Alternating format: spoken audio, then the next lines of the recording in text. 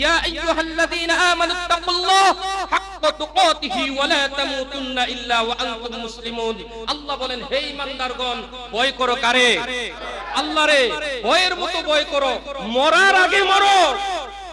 মৃত্যুর আগে একবার মৃত্যুবরণ করে দেখো, তোমার মৃত্যুর পরের অবস্থাটা কি হবে। এই জন্য সম্মানিত হাজিরিন, আমার যুবক ভাইয়েরা, আমার প্রাণপ্রিয় মুসল্লিয়ানে কেরাম, এলাকাবাসী, প্রতিবার বলি আপনাদেরকে, আপনাদের দুইটা পায়ে পড়ে এটা আমাদের বলা দায়িত্ব, আপনি ভাই জাহান্নাম কামাই কইরেন না, ঈদের রজনীতে গান বাজায়েন না। এবার রমাদানের রোজা 29টা হয়, তাহলে হয়তো বা এটাই জুমাতুল বিদা, অর্থাৎ রমজানের শেষ জুমা। আর যদি রমজান 30টা হয়, তাহলে হয়তোবা আমরা শেষ দিন আরেকটা জুমা পেতে পারি। তবে আমরা এটাকে শেষ মনে করতে পারি, শেষ মনে করেই জুমার গুরুত্ব দেওয়া। আল্লাহ তাআলা আমাদেরকে প্রতিটা রোজা রাখার এবং তার ইবাদত করার, আল্লাহ তাআলার দাসত্ব করার তৌফিক দিয়েছেন। এই জন্য সকলে উচ্ছ্বাসিত হৃদয়ে, প্রফুল্ল মনে আল্লাহ তাআলার শিখানো কালিমা শুকরানা বলি আলহামদুলিল্লাহ। সম্মানিত হাজিরিন, রমাদান আমাদের থেকে বিদায় নিয়ে যাচ্ছে প্রায়। আর কিছুদিন পরেই আফসোসের দরওয়াজা খুলে যাবে। আমাদেরকে ধোঁকা দেওয়ার জন্য যে বিতাড়িত শয়তান, তাকেও মুক্ত করে দেওয়া হবে।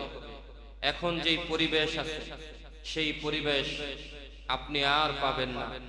এজন্য হাদিসের মধ্যে এসেছে, মুমিন সবসময় বুদ্ধিমান হয়। কি হয় বলেন তো? মুমিন বুদ্ধিমান হয়। একই গর্তে দুইবার পড়ে না। মুমিন একই গর্তে, একই ধোঁকায় দুইবার পড়ে না। বিগত সময়গুলোতে আমরা ধোঁকায় পড়েছি, রমাদানে আমরা গুনাহ মাফ করাতে পারি নাই। তো এবার রমাদানে যেন আমরা সেই ধোঁকায় আচ্ছাসিত হয়ে না থাকি, আমরা যেন রমজানে গুনাহগুলো মাফ করাতে পারি, সেই প্রস্তুতি নেওয়ার সময় এখনো আছে কি নাই? এখনো আল্লাহ তাআলা সময় রাখছেন কি রাখে নাই? এজন্য সেইভাবেই আমাদেরকে প্রস্তুতি গ্রহণ করতে হবে। এখন থেকে হিম্মত করতে হবে। এই সময় থেকে, এখন থেকে, যে এখন সময় 12টা 43 মিনিট, এই 43 মিনিট থেকে আমাকে এখন থেকেই এরাদা করতে হবে, ইচ্ছা করতে হবে, নিয়ত করতে হবে যে ইনশাআল্লাহ আর 1 সেকেন্ড পর থেকে একটা গুনাহ ইনশাআল্লাহ করব না। ইনশাআল্লাহ বলেন, যে গুনার কাজগুলো নিজের জন্য কঠিন করে দিব। আবার অনেকে রমজানকে উদ্দেশ্য করে গুনাহ করা অনেকটা ছেড়ে দিয়েছে। যেমন কিছু গুনাহ আছে দায়ী গুনাহ, সবসময় হইতে থাকে। এর মধ্যে একটা উল্লেখযোগ্য হলো দাড়ি শেভ করা। অনেকে রমজানকে উসিলা করে দাড়িতে হাত দেয় না, কারণ সে নিজেও জানে দাড়িতে হাত দিলে এক একটা দাড়ি কাটার বিনিময়ে এক একটা কবিরা গুনাহ দেয় কে? আরো জোরে বলেন কে? তো রমজানকে উসিলা করে সে কাটে না, সে জানে গুনাহ। তাহলে আপনি নিয়ত করেন যে রমজানের বাহিরেও আমি কাটবো না ইনশাআল্লাহ। আপনার তো ভাগ্য যে আল্লাহ তাআলা আপনাকে দাড়ি দিয়েছে। মিশরের মানুষরা আফসোস করে তাদের দাড়ি নাই। আফ্রিকার মানুষরা আফসোস করে তাদের একটা দুইটা দাড়ি, অল্প দাড়ি। দাড়ি হলেও তারা বাধ্য হয়ে যায় অনেক সময় দাড়ি কাটতে, কারণ তাদের চুলগুলো জট বেঁধে থাকে। তাদের রোদের আবহাওয়ার কারণে চুল জট হয়ে যায়, সেজন্য তারা চুল একেবারে ছোট ছোট করে রাখে। আবার যারা রাখে তারা বেনি বেঁধে রাখে। দেখবেন অনেক বড় বড় পুরুষ মানুষও তাদের চুল বড় বড়, কিন্তু বেনি বাঁধা, কোকড়ানো থাকে। আফ্রিকার মানুষ রোদের কারণে, আবহাওয়ার কারণে তাদের চুল আঠালো হয়ে যায়, জট বেঁধে যায়। তাদের দাড়িগুলো এমন হয়ে যায়, চুল যদি জট বেঁধে যায়, মাথার মধ্যে এক প্রকার চুলকায়, মাথায় অসুখ হওয়ার সম্ভাবনা হয়। আবার থুতনির নিচে দাড়ি থাকলে সেখানে চুলকায়, গোটা হয়। সেজন্য তারা চিকিৎসকের পরামর্শ নিয়ে অনেকে শেভ করে। আফ্রিকার বড় বড় আলেম এমন আছে, ওনারা শেভ করে। সেখানে তাদের ক্ষেত্র বিশেষ, তাদের জন্য জায়েজ হতে পারে, কিন্তু আমাদের ক্ষেত্রে আল্লাহ যে আবহাওয়া দিয়েছেন, এই আবহাওয়ায় আমাদের জন্য কোনোভাবে জায়েজ হতে পারে। এজন্য এটা আমরা নিয়ত করি।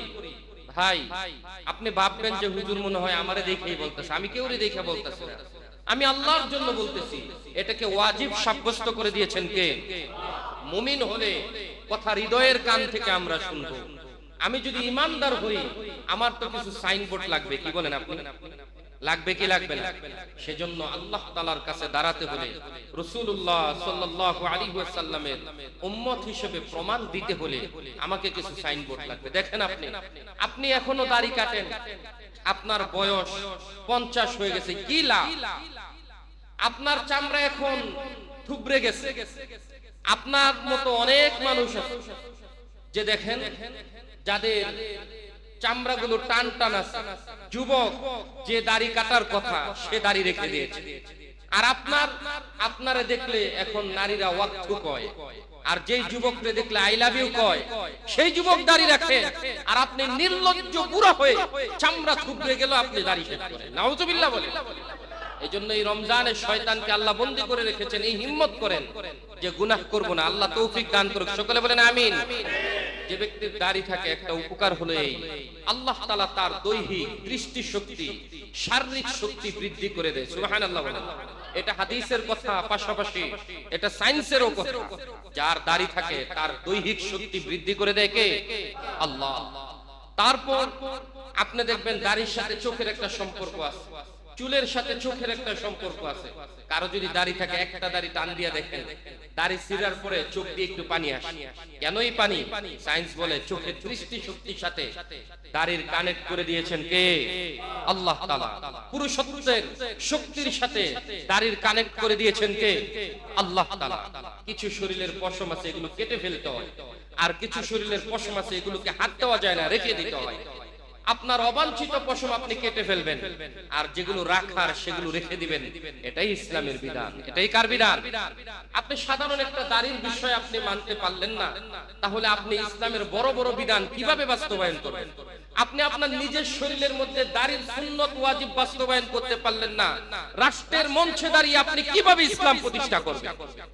আপনার দ্বারা ইসলাম প্রতিষ্ঠা হওয়া স্বপ্ন দেখা ব্যতীত আর কিছুই নয়, ঠিক কি না?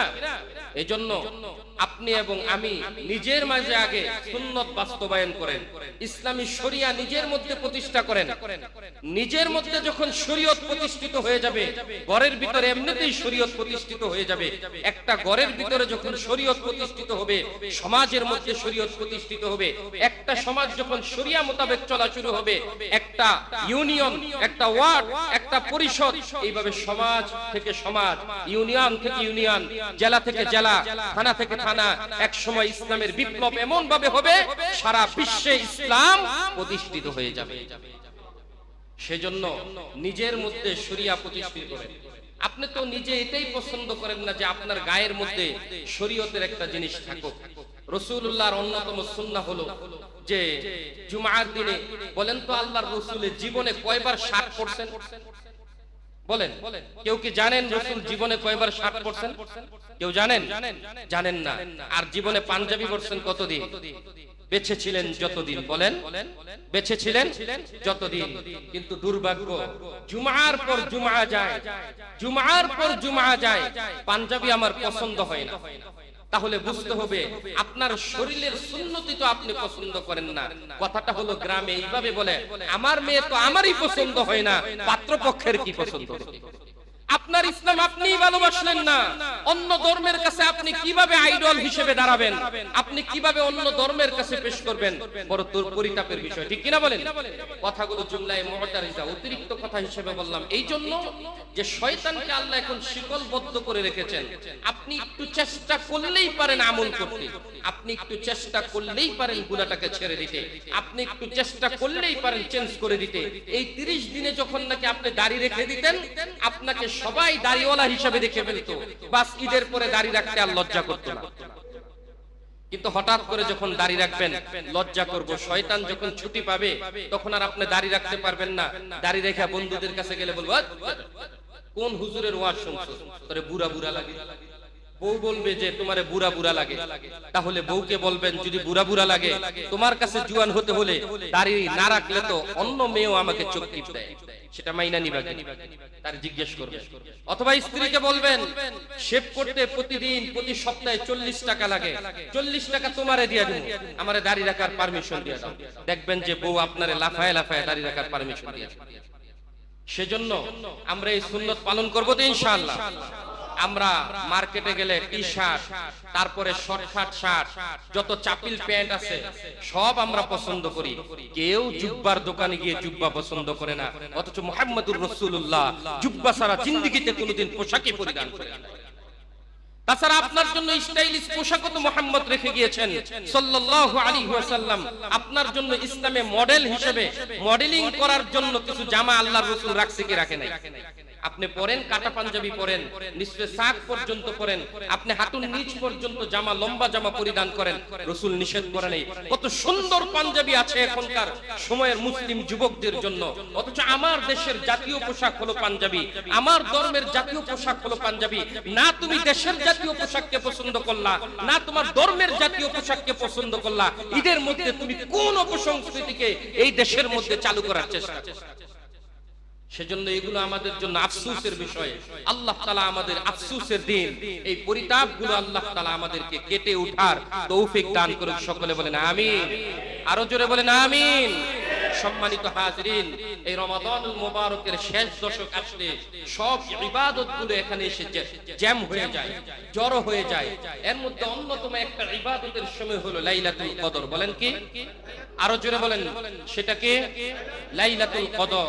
আল্লাহর রাসূল কদরের সময়, যখন লাইলাতুল কদর বিজুরের সময় আসতো, হাদিসে এসেছে আল্লাহর রাসূল নিজে এবং তার পরিবার পরিজনদেরকে রাত্রের বেলা জাগিয়ে দিতেন ইবাদত করার জন্য। সুবহানাল্লাহ বলেন।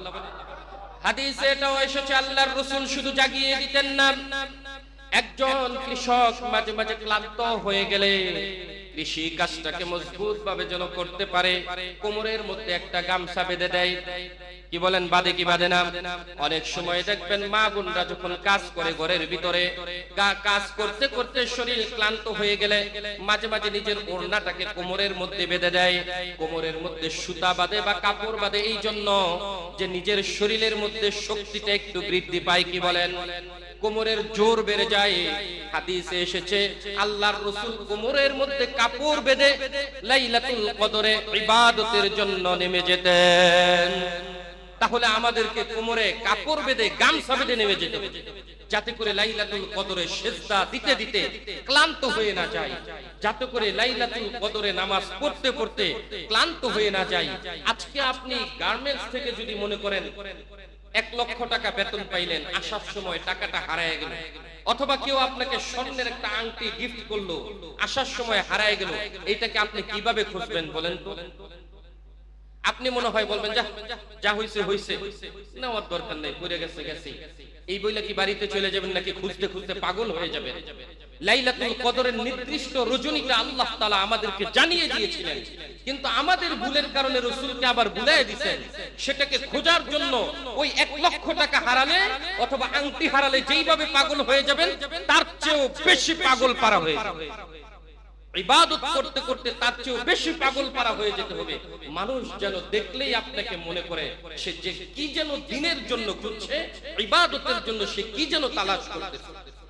তাহাররাউ লাইলাতুল কদরি, আল্লাহর রাসূল বললেন লাইলাতুল কদরকে তালাশ করো, রমজানের বিজুর রাতগুলোকে, শেষ দশকের বিজুর রাতগুলোকে। 2টা বেজুর রাত্র আমাদের থেকে বিদায় হয়ে গেছে, এখনো আমাদের সামনে বেজুর রাত্র আছে কি নাই? আমাদের সামনে বেজুর রাত্র রয়েছে 25, আমাদের সামনে বেজুর রাত্র রয়েছে 27, আমাদের সামনে বেজুর রাত্র রয়েছে 29। আমরা কেমন যেন একঘেয়েমি হয়ে গিয়েছি, শুধু 27 এর মধ্যেই মনে করি লাইলাতুল কদর, কিন্তু না, রাসূলুল্লাহ বলেছেন 27 যে হবে এমনটা নয়, বিজুর রাত্রে যে কোনো সময় হতে পারে। তাই প্রত্যেক বিজুর রাত্রিতে আমার নিজের চোখকে আমি এরকম ভাবে তৈরি করে নিতে হবে যে আমি এই বেজুর রাত্রিতে ঘুমাবো না ইনশাআল্লাহ, অথবা ঘুমাবো, অল্প ঘুমাবো। অন্য দিনের থেকে যেন আমার লাইলাতুল কদরটা একটু ভিন্ন রকম হয়। আপনি অন্য দিন 20 রাকাত তারাবি পড়লেন, অন্য দিন আপনি 3 রাকাত বেতের পড়লেন, 4 রাকাত এশারের ফরজ পড়লেন, 2 রাকাত সুন্নত পড়লেন। লাইলাতুল কদরও যদি আপনার ইবাদতটা এইটাই হয়, তাহলে লাইলাতুল কদর আর অন্য দিনের মধ্যে আপনি পার্থক্য কি করবেন? সেজন্য উচিত হলো লাইলাতুল কদরের মধ্যে পার্থক্য করা। আর আল্লাহর রাসূল যে দোয়া শিক্ষা দিয়েছেন, এই দোয়া সব সময় পাঠ করতে থাকা, উঠতে বসতে চলতে ফিরতে। শেষ দশক আসলে রমজানের নিজের দোয়াকে পরিবর্তন করে নেওয়া। দোয়া পড়েন আল্লাহুম্মা ইন্নাকা আফুউন কারীম, তুহিব্বুল আফওয়া ফা'ফু আন্না আল্লাহুম্মা ইন্নাকা আফুউন কারীম তুহিব্বুল আফওয়া ফা'ফু আন্না। সব সময় এই দোয়া পাঠ করতে থাকা আম্মা জান আয়েশা রাদিয়াল্লাহু তাআলা আনহা রাসূলকে বললেন, ইয়া রাসূলুল্লাহ, মনে করেন আমি কোনো একটা লাইলাতুল কদর পেয়েই গেলাম, অথবা জানলাম যে এই রাতে সম্ভাবনা রয়েছে লাইলাতুল কদরের, আমি কি করব? আল্লাহর রাসূল বললেন, তুমি পড়ো আল্লাহুম্মা ইন্নাকা আফুউন কারীম তুহিব্বুল আফওয়া ফা'ফু আন্না। এই দোয়া যদি তুমি পড়ো, আল্লাহ তোমার পিছনে সব গুনাহ মাফ করে দিবেন। এই জন্য এই দোয়া পড়ার দরকার আছে কি নাই? এই দোয়া পড়বো তো আমরা ইনশাআল্লাহ। আজকে অনলাইনের যুগ, কত কঠিন কঠিন গান শব্দ যুবকরা মুখস্থ করে, আরবি এই দোয়াটা মুখস্থ করতে পারবে না, এটা আমি বিশ্বাস করি না। ইচ্ছা করলেই যে কোনো যুবক মুখস্থ করতে পারে, কি বলেন? এখন মোবাইলে অহরহ দোয়াগুলো পাওয়া যায়, আপনি গুগলে সার্চ করলে পাইবেন, ইউটিউবে সার্চ করলে পাইবেন, ফেসবুকে সার্চ করলে পাইবেন, টুইটারে, ইনস্টাগ্রামে, এমনকি টিকটকের ভিতরেও যদি আপনি সার্চ করেন যে লাইলাতুল কদরের দোয়া শেখানো হয়েছে। কিন্তু দুর্ভাগ্য হলো আমরা খুঁজি না। আমরা এই রমজানে আমাদের গুনাহ মাফ হবে কিভাবে, সেগুলোকে আমরা তালাশ করি না। আল্লাহ তাআলা আমল করার তৌফিক দান করুক, সকলে বলেন আমিন। লাইলাতুল কদর হলো শেষ দশকের প্রথম ইবাদত।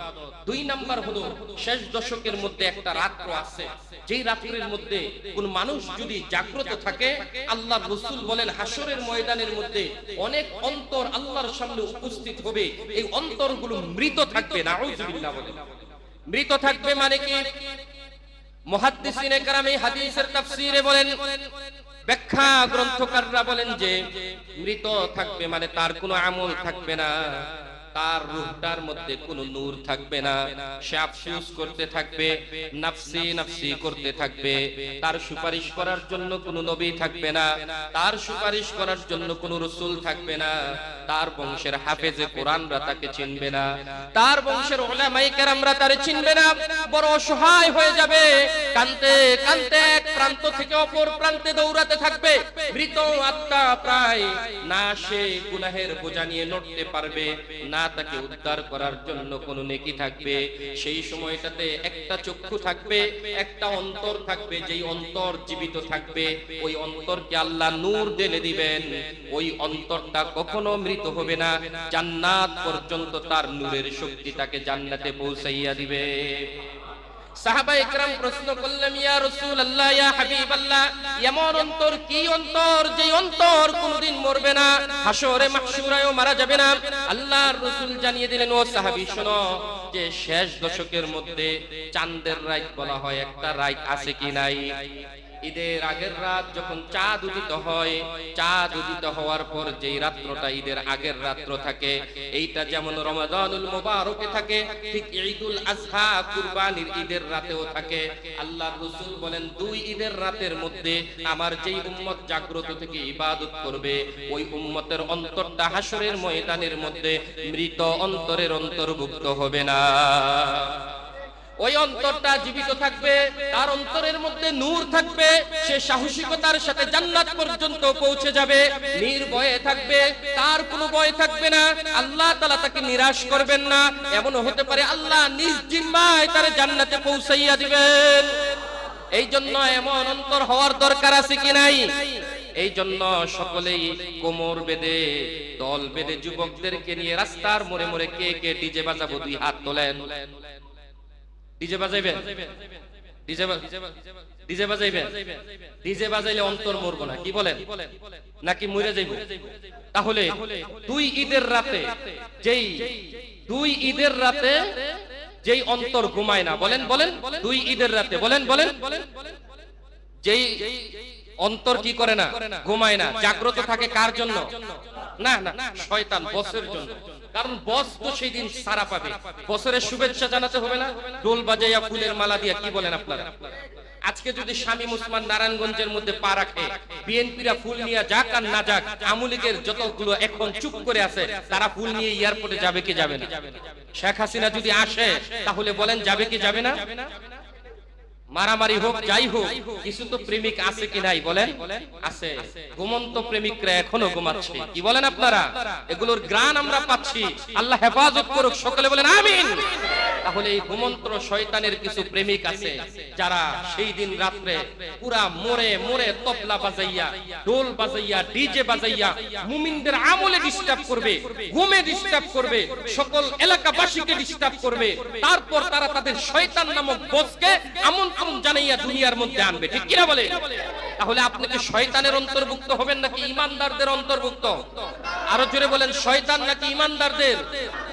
তাহলে আপনি নিজেই বলেন তো, যারা ডিজে বাজায়, যারা গান বাজায়, যারা নর্তকী আনে, যারা মদ পান করে, নেশা করে, আনন্দ ফুর্তি করে, রমজানের এক চান্স খেলে গতকালকে দেখলাম ইফতারের সময় ইটা খোলার মতো ধোয়া বেরিয়েছে। কিসের মতো? ইটা খোলার মতো।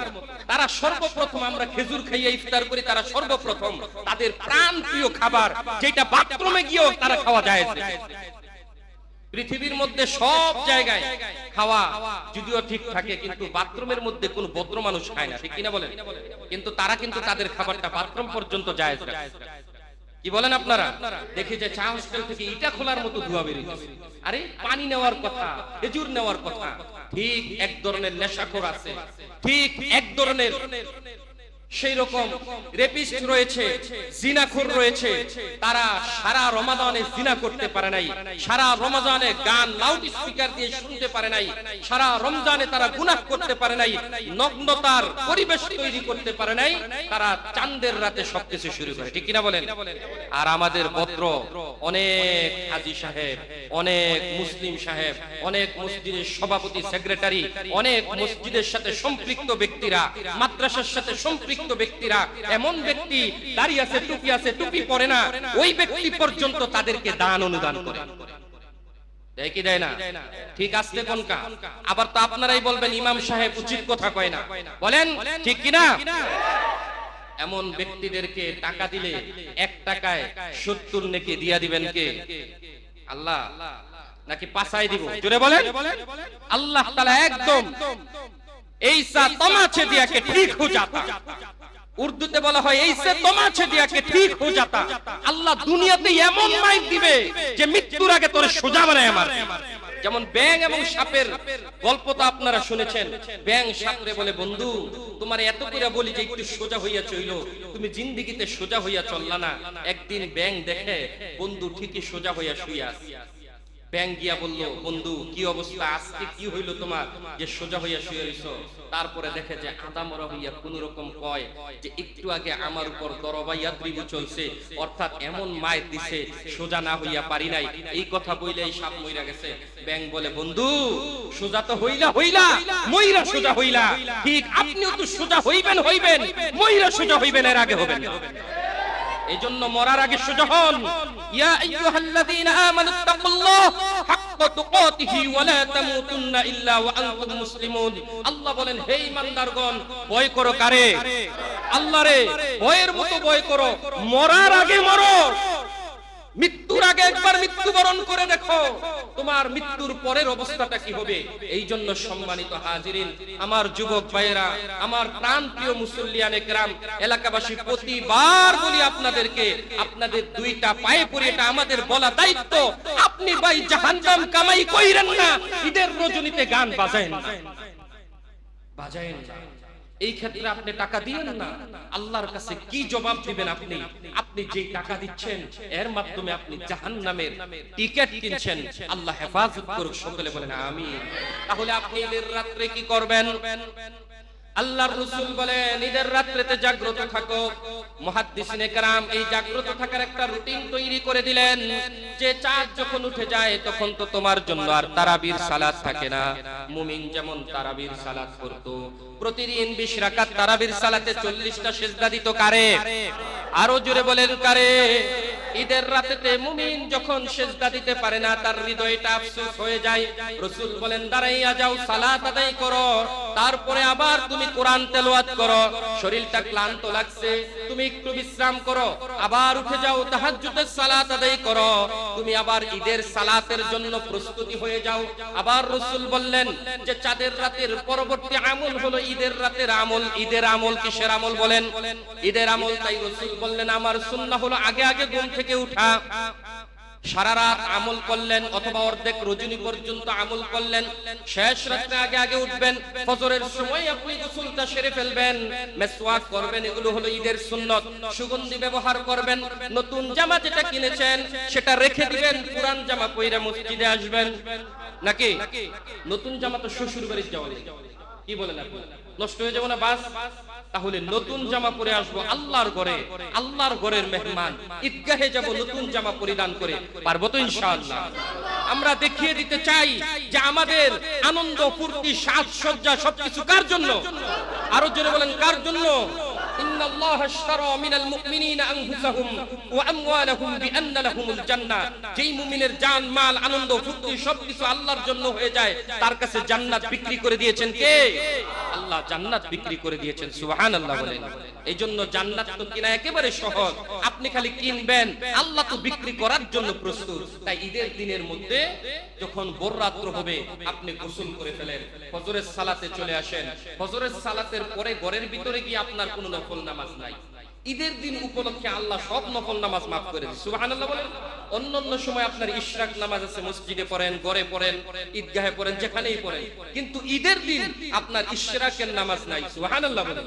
সব নামাজ নফল নামাজ আল্লাহ বলে দিয়েছেন আজকে আমার আনন্দের দিন, প্রতিদান দেওয়ার দিন, আজকে আমি তোমাদেরকে মাফ করব, তোমরা নতুন সাজসজ্জা নিয়ে আমার কাছে আসবে, গুনাহ মাফ করাইয়া আমি আল্লাহ তোমাদেরকে বাড়িতে বাড়িতে বাড়িতে।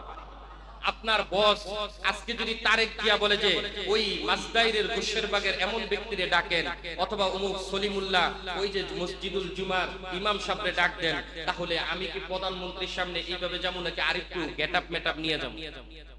বলেন, একটু গেটআপ লইতাম না? কার সাথে দেখা? প্রধানমন্ত্রীর সাথে দেখা। কারণ প্রধানমন্ত্রী আজকে সকল মিডিয়া ডেকে যদি আমাকে পুরস্কার দেয়, যেমন কিছুদিনের ভিতরেই আপনারা দেখবেন নারায়ণগঞ্জ থেকে কিছু আলেমরা যাবে প্রধানমন্ত্রীর কাছে, ঈদের আগেই যাবে, আপনারা মিডিয়াতে দেখবেন, সেখানে ওই আলেমদেরকে ওই যে আপনারা শুনেছেন প্রত্যেক মসজিদের ইমাম মুয়াজ্জিনকে বেতন দেওয়া হবে, এটা প্রত্যেক ইউনিয়ন থেকে একটা ইমামকে নির্ধারণ করা হয়েছে, আমাদের ওয়ার্ড থেকেও একটা মসজিদকে নির্ধারণ করা হয়েছে, তবে শর্ত হলো মসজিদ টিনের হতে। এখন আমাদের ওয়ার্ডের কোন মসজিদটা টিনের সেটা আমি জানি না, নির্ধারণ করেছেন ওনারা, কিন্তু ওই ইমামকে তারেক জিয়ার কাছে নেওয়া হবে, সেখানে তিনি নিজ হাতে তাকে পুরস্কার দিবেন। যখন পুরস্কার দিবেন ইমাম সাহেবকে সম্মানিত হবে নাকি অসম্মানিত? প্রধানমন্ত্রীর হাতের পুরস্কার অল্প হোক, ৫,০০০ টাকা বেতন পাবে, কিন্তু ইমামের গেটআপটা কি থাকবে? কোন পারফিউম, পাঞ্জাবি খালি ঘরের ভিতরে একটার পর একটা পাল্টাইবো, স্ত্রী কবে এটা কেমন দেখা যায়, এটা কেমন দেখা যায়, গড়িটা ঠিক আছে কিনা দেখো তো, মিডিয়ায় দেখবে।